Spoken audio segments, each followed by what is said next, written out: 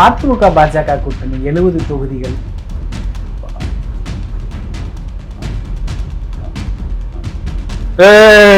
முடிஞ்சு போச்சு.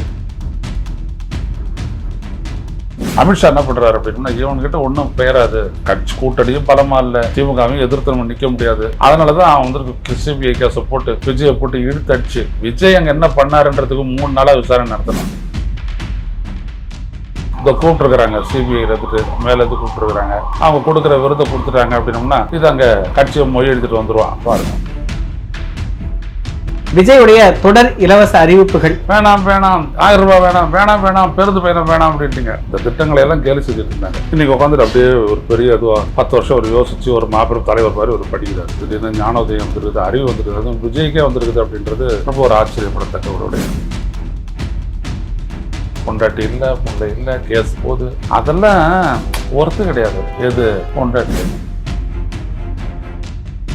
அப்படின்னு கத்திரிக்க பொம்நாட்டிங்களே, உங்க புருஷன் அந்த மாதிரி வேற ஒரு பொம்நாட்டியை கூப்பிட்டுக்கிட்டு ஒரு கல்யாண ரிசப்ஷனுக்கு போனா நீங்க சும்மா இருப்பீங்களா? நாங்க ஒரு 1000 பேர் வந்துட்டு அவருக்கு பொண்டாட்டியா இருப்போன்றாங்க. லூசுக்கு லூசு பொருத்தம். விஜய் சந்திக்கும் போல எனக்கு கூட இந்த வழக்கு போடுற வரைக்கும் நானும் ஒரு சாஃப்டா தான் இருந்தது என் மனசுக்குள்ள. ஆனா அந்த வழக்கு இவ்வளவு கொடூரமானவன்லாம் எனக்கு தெரியாது.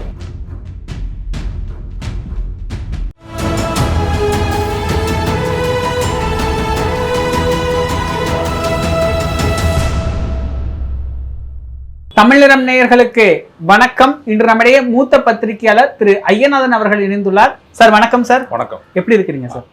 விஜயுடைய தொடர் இலவச அறிவிப்புகள் எப்படி பாக்குறீங்க சார்? இலவச அறிவிப்புகள்லாம் தப்பு, எங்களுக்கு வேணாம் அப்படின்ட்டு டான்ஸ் ஆடி பாட்டு பாடி அவங்க வந்துட்டு இந்த மீம்ஸ் போட்டதெல்லாம் பார்த்தோம், ஷார்ட்ஸில் போட்டதெல்லாம் பார்த்தோம். திடீர்னு 3 நாளைக்கு முன்னாடி அவங்களுக்கு திடீர்னு ஞானோதயம் வந்துருக்குது, அறிவு வந்துருக்குது, அதுவும் விஜய்க்கே வந்துருக்குது அப்படின்றது ரொம்ப ஒரு ஆச்சரியப்படத்தக்க ஒரு விடயம். என்ன அப்படின்னம்னா, இவங்களுக்கு எதையுமே புரியாத பேசுகிறாங்க செய்கிறாங்கன்றதுக்கு இது ஒரு அத்தாட்சி. கிட்டத்தட்ட 2 வருஷமாக இவங்க வந்துட்டு இதை கேலி செஞ்சுட்டு இருந்தாங்க. இந்த திட்டங்களையெல்லாம் கேலி செஞ்சுட்டு இருந்தாங்க. இன்றைக்கி உட்காந்துட்டு அப்படியே ஒரு பெரிய இதுவாக 10 வருஷம் ஒரு யோசித்து ஒரு மாபெரும் தலைவர் மாதிரி ஒரு படிக்கிறாரு, நடிக்கிறாரு. ஒன்றை மட்டும் புரிஞ்சுக்கணும், விஜய் ரசிகர்களாக இருக்கக்கூடியவங்க, இதுலேருந்து உங்களுக்கு என்ன புரியுது? விஜய் உள்ளபடியே ஒரு அரசியல்வாதி கிடையாது அப்படின்றது தெரியுதா? உங்களை எல்லாம் மிஸ்லீட் பண்ணிட்டாரு. நீங்களும் டான்ஸ் ஆடிட்டு போட்டுக்கிட்டு வேணாம் வேணாம், 1000 ரூபாய் வேணாம், வேணாம் வேணாம், பேருந்து பயணம் வேணாம் அப்படின்ட்டுங்க. உங்கள் தலைவர் சொல்கிறாரு எல்லா பேருந்துலையுமே பயணமா ஃப்ரீயாக. அப்போ இங்கேருந்து ஒரு பொம்நாட்டி ஏறி கும்பகோணத்துக்கு டிக்கெட்டு கொடுங்க, கும்பகோணம் போகிறேன் அப்படின்னு சொன்னால் ஃப்ரீயாக விட்டுருவாங்களா? எதுக்கு வந்துட்டு அந்த பேருந்து தனியாக ஒரு வண்ணம் அடித்து பிங்கு பேருந்து அப்படின்ற அடிப்படையே அவருக்கு தெரியல. பிங்கு பேருந்தெல்லாம் ரொம்ப தொலைவெல்லாம் கிடையாது, அது ஒரு குறிப்பிட்ட தூர பயணம் தான், சின்ன டெஸ்டினேஷனுக்கு தான் அது. அது இல்லாத அந்த பேருந்தில் பயணம் போகிறவங்க எல்லாருமே ஆனால் எல்லாம் ஃப்ரீ பெண்களுக்கு. அதனால் வந்துட்டு அந்த போக்குவரத்து கழகங்களுக்கு ஏற்படக்கூடிய அந்த இழப்பை தமிழ்நாடு அரசு மானியமாக கொடுத்து விடுகிறது. பட்ஜெட்டில் இருந்துட்டு மானியமாக அது கொடுக்குது, 1600 கோடி கொடுக்குது. தெரியுமா விஜய்க்கு? தெரியுமான்றேன். அது எனக்கு தெரியுன்ற மாதிரி ஏதாவது ஒரு குறிப்பிட்டு காட்டினாரா? இப்போ தான் சமீபத்தில் தெரிஞ்சுதான் பட்ஜெட்டு 4.5 கோடி போடுறாங்க, அதில் 20% ஸ்டாலினுக்கு அப்படிங்கிறது தான் தெரிஞ்சுது. இப்போ தான் தெரிஞ்சுதான் அவருக்கு. அதாவது பட்ஜெட்டு போட்டவொன்னு 4.5 கோடி சரி, அதில் வந்துட்டு 20% 84,000 கோடியை அப்படி நீங்கள் எனக்கு வீட்டுக்கு அனுப்பிடுங்க அப்படின்னு சொல்லிட்டு அனுப்பிடுவாங்களாம். இந்த லூசன் என்ன செய்கிறது? இந்த நாட்டில் வந்துட்டு காம்ப்ட்ரோலர் அண்ட் ஆடிட்டர் ஜெனரல்னு ஒருத்தர் இருக்காங்க, சிஏஜின்னு. ஒரு அரசு வெளியிடக்கூடிய டெண்டரு சரியாக இருக்கா? அந்த டெண்டர் படி வாங்க வேண்டிய பொருட்கள் வாங்கியாச்சா? வாங்கப்பட்ட பொருட்கள் இவங்க எதிர்பார்த்த அளவுக்கு தரமானதாக இருக்கா? இந்த செலவு பண்ணியிருக்காங்களே இந்த நலத்திட்டங்களுக்கு, இது உண்மையா? இவ்வளத்தையும் பார்ப்பாங்க ஆடிட்டிங்.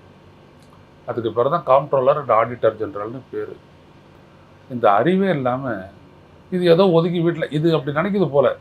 நம்ம ஆட்சிக்கு வந்துட்டோம் அப்படின்னோம்னா, சரி எவ்வளோ பட்ஜெட்டுக்கு போட்டிங்க, சரி எனக்கு ஒரு 5% அனுப்பி வச்சுருங்க வீட்டுக்கு, அந்த மாதிரி இது நினைக்குது. அதை அப்படியே கட்டுக்கட்டாக கொண்டாந்துருவாங்க. கொண்டாந்து வச்சுட்ட உடனே அப்படியே தூக்கி வண்டியில் போய் ஏற்றிட்டு நம்ம போகிறோம் இல்லையா, ஒரு பெரிய காரு, அந்த மாதிரி ஒரு காரில் ஏற்றி வீட்டுக்கு எடுத்துகிட்டு போய்ட்டு சேர்த்துருங்க, பன்னீர் பங்களாவில் எடுத்துகிட்டு போய் சேர்த்துருங்க அப்படின்ற மாதிரி அவர் நினச்சிட்டு இருக்காரு போல். அவர் தம்பி அப்படிலாம் கிடையாது.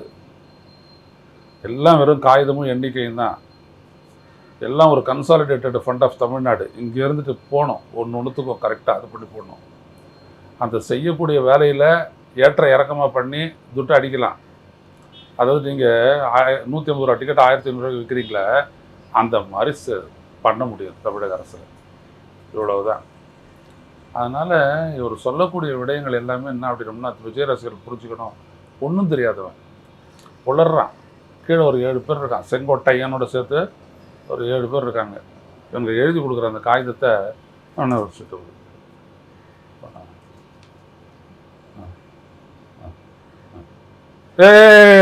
முடிஞ்சு போச்சு, வந்துருமா அது? ஸ்டாலின் வந்துட்டு ஒரு பட்ஜெட்டை போடுறாரு அப்படின்னா எல்லாரும் கொடுத்துருவாரான். அவர் 2000 ரூபாய் எல்லாரும் கொடுத்துருவாரா, வாங்க வாங்க அப்படின்ற மாதிரி. இது ஏதோ கோயிலுக்கு போயிட்டு சர்ச்சுக்கு போயிட்டு பிச்சை போடுறது இருக்கு இல்லையா, வரிசையாக டங்கு டங்கு டங்கு டங்கு டங்கு அந்த மாதிரி நினச்சிட்டு இருக்கிறாங்க. அதுக்கு ஒரு க்ரைட்டீரியன் வேணும். அது ஏன் செய்கிறான்றதை நீ சொல்லணும். இது இவ்வளோத்தையும் செய்கிறதுனால தான் ஸ்டாலினுக்கு பேர் இருக்குது. உணர்ந்து செய்கிறாரு. வறுமை கோட்டிற்கு கீழே இருக்கிறவங்க தான், வறுமை கோட்டிற்கு மேலே இருக்கிறவங்க கிடையாது. ரேஷன் கார்டில் இந்த ரேஷன் கார்டெல்லாம், ரேஷன் கார்டு எனக்கு கூட இருக்குது.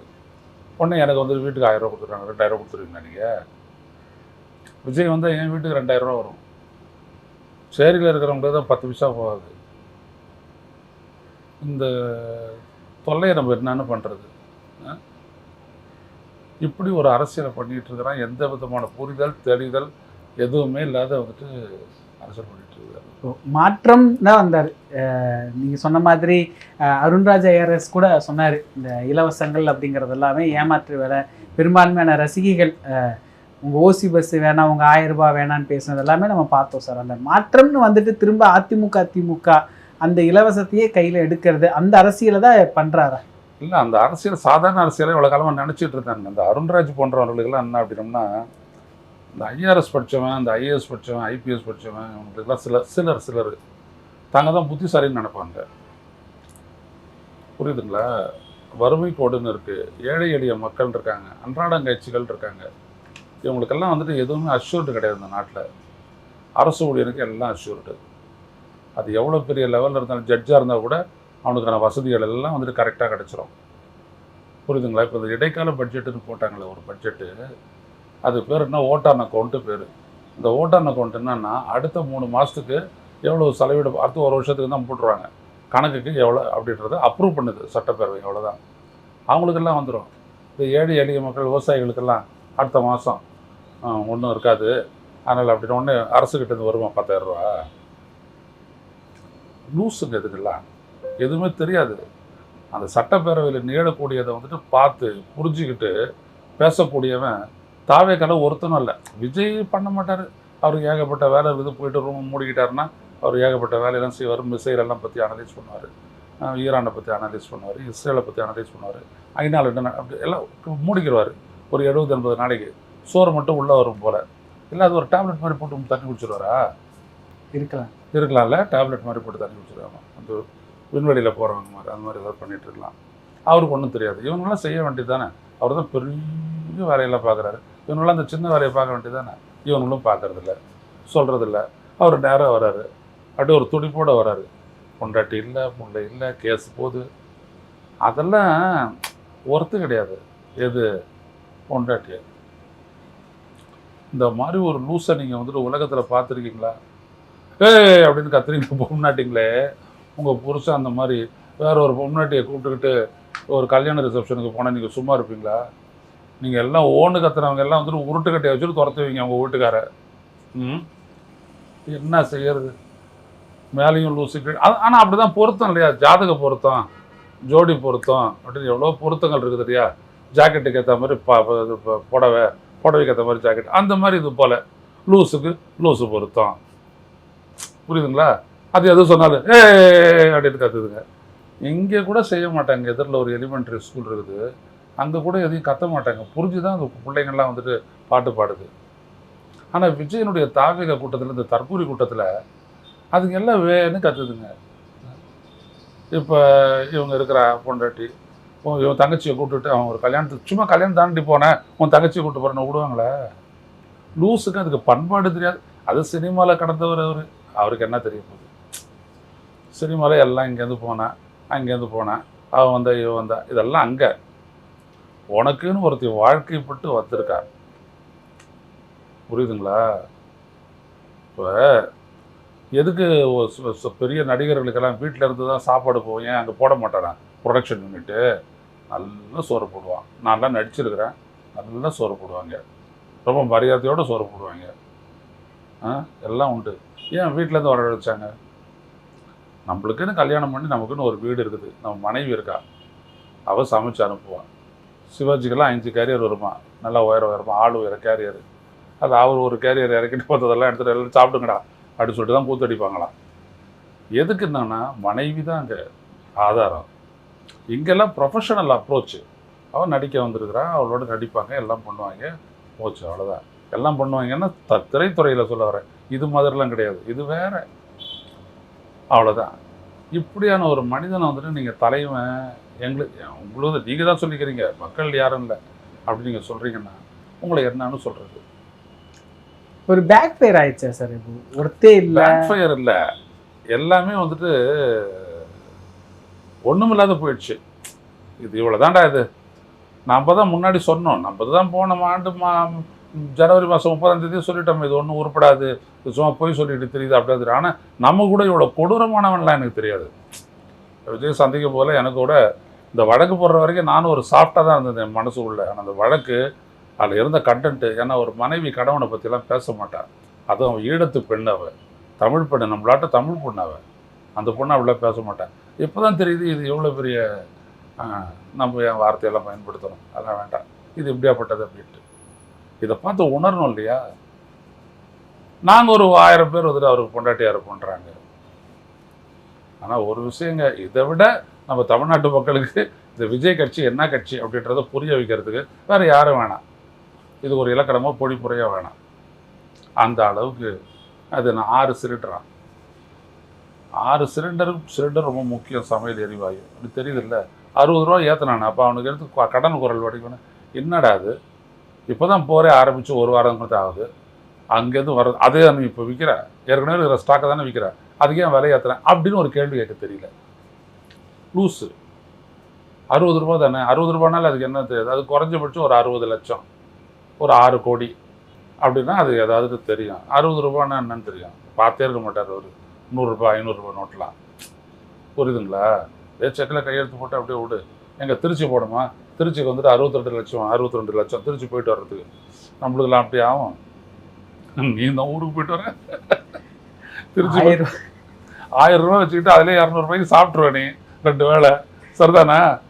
நான் இன்னும் மட்டம், நான் 2 இட்லி, அவ்வளோதான், ஒரு காஃபி, அப்புறம் அப்படியே உலாத்திட்டு இருந்துட்டே நான் வந்துடுவேன். இந்த மாதிரி இருக்கிற நாட்டில் 62 லட்சம் போட்டு சார்ட்டர்டு ஃப்ளைட்டை போட்டு, ஏன் மற்ற ஃப்ளைட்டில் போனேன் உட்கார முடியாதா? மற்ற ஃப்ளைட்லாம் இப்படின்னு போகுமாண்ணா கேட்குறேன். இப்போ ஸ்டாலின்லாம் சார்ட்டர்டு ஃப்ளைட்டில் தான் போயிட்டுருக்காரு எப்போ பார்த்தாலும். எல்லாம் தான் போகுது, போக வேண்டியதானே நீ? அப்படியே எங்கே பார்த்தாலும் இவருக்கு அப்படியே அச்சுறுத்தல் இருக்குதான். யாராவது லூஸை கொள்றதுக்கு வந்துட்டு புல்லட்டை வேஸ்ட் பண்ணுவானா? யோசிச்சு பாருங்கள், அதெல்லாம் யோசிக்கணும். மனிதனை பொறுத்தவன். அதனால் நீங்கள்லாம் யோசிங்க. இவனை பிறந்துக்கிறது இவன் ஏதோ சீட்டு தரான்னு தேர்தலில் நின்று மண்ணாக போய் ஒன்றுமில்லாத போயிடாதீங்க. இதை கூப்பிட்ருக்குறாங்க, சிபிஐ எடுத்துட்டு மேலேருந்து கூப்பிட்ருக்குறாங்க, அவங்க கொடுக்குற விருதை கொடுத்துட்டாங்க அப்படின்னோம்னா இது அங்கே கட்சியை மொழி எழுதிட்டு வந்துடுவான் பாருங்கள். இது இவ்வளவு தைரியமாக நடிகையோட வெளியே வர்றது, கட்டின மனைவி குழந்தைகளை ஒர்த்து இல்லைன்னு சொல்கிறது, என்ன வேணாலும் பண்ணால் அந்த தமிழர்கள் ஓட்டு போட்டுருவாங்க, ரசிகர்கள் ஓட்டு போட்டுருவாங்கன்னு ஒரு அப்படின்னு அந்த லாயர் சொன்னான். இது ஒன்றும் இல்லை சார், கேஸ் சார் இது ஒருத்தர், அதெல்லாம் எங்ககிட்ட கொடுத்து லாயர்கிட்ட போனேன்னு என்ன சொல்லுவான் லாயரு, நான் பார்த்துக்கிறேன், நீங்கள் போங்க சார், எல்லாம் நாங்கள் பார்த்துக்கிறேன். அங்கே இருக்குது அல்வா, அங்கே போய்ட்டு ஜட்ஜிக்கிட்ட எல்லாம் நாங்கள் பார்த்துக்குறோம் அப்படின்னா, பார்த்துக்கிறதுனா இருக்கட்டும், இதை சொன்ன கேள்வி இவங்களோட குற்றச்சாட்டு சொல்லியிருக்காங்க, பதில் சொல்லியா அப்படின்வாங்க இல்லையா? இது இந்த லாயர் கேட்டது, கீழே இருக்கிற அந்த 7 பேர் சொன்னது, அப்புறம் இந்த வெளியில் இருக்கிற லாயர் சொன்னது, அதைத்தான் இருந்தாலும் சொல்கிறாரு. அதெல்லாம் இவர் பார்த்துக்குருவாராம். இவர் நான் நேரில் நின்று இவர் தான் வாதிட போகிறார். இவர் சென்ஸ் இருக்குதா பாருங்களேன். அது எவ்வளோ பெரிய விடயம், அது எவ்வளோ பெரிய குற்றச்சாட்டு.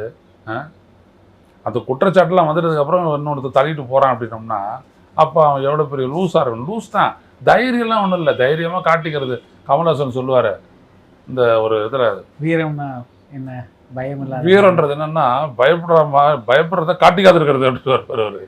அதெல்லாம் அவங்களுக்கு தான் தெரியும். அதெல்லாம் என்ன நமக்கு என்ன தெரியும்? நம்மளாம் போராட்டம்னா போயிட்டு ரோட்டில் நிற்கிறவங்க, வா அப்படின்றவங்க. நம்ம அப்படி தானே போனோம், அப்படி தானே போராட்டி நம்ம வந்துருக்குறோம். இதுக்கு என்ன தெரியும்? இந்த அதிமுக பாஜக கூட்டணி 70 தொகுதிகள். அமித்ஷா என்ன பண்ணுறாரு அப்படின்னா, இவன்கிட்ட ஒன்றும் பெயராது, கட்சி கூட்டணியும் பலமாக இல்லை, திமுகவையும் எதிர்த்து நம்ம நிற்க முடியாது. அதனால தான் அவன் வந்து சிபிஐ கேஸை போட்டு விஜயை போட்டு இழுத்தடிச்சு, விஜய் அங்கே என்ன பண்ணாருன்றதுக்கு 3 நாளாக விசாரணை நடத்தணும்.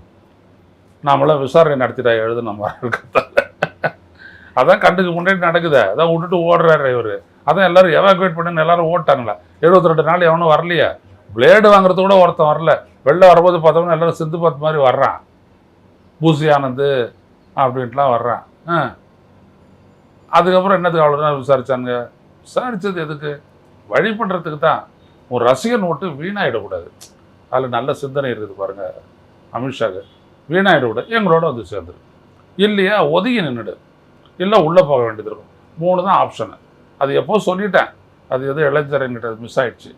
இதுக்கு தான் விஜய் கூப்பிட்டுருக்குறாங்க. இதே போன்று நிகழ்கால அரசியலின் சாரம்சங்களை அரசியல் ஆளுமைகளின் நேர்காணல் வழியே தொடர்ந்து காண தமிழ் நிறம் வலையொலியை சப்ஸ்கிரைப் செய்யுங்கள்.